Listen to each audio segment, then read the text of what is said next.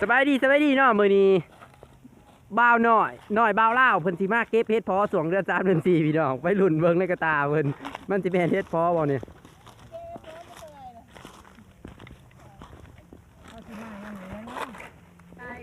อีหยังขี่ไม่ยากบ่เพิ่นขี่โต๊กบ่เออ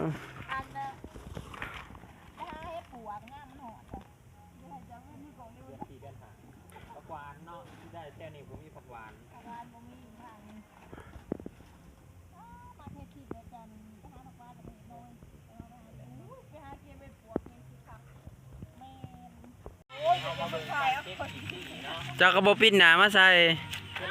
มันอยู่ในต้นยังต้นจิ๊กบ่นี่กกตะแบงบ่นี่กุ้งไอ้หลา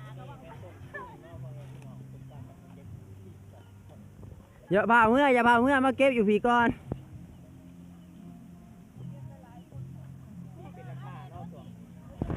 เฮ้บาดเขาเอาเสียมมาขุดเอาอย่างไงนี่ขี้ซี่วะมึงว่านี่มีคนมาขุดเอาเขาถือเสียมหน่อยเนาะแม่อะไรเนาะเขามาขุดเอาขี้ซี่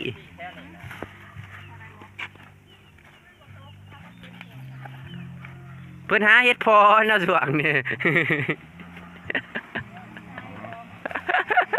เฮ็ดพอสวงเดือน3เดือน4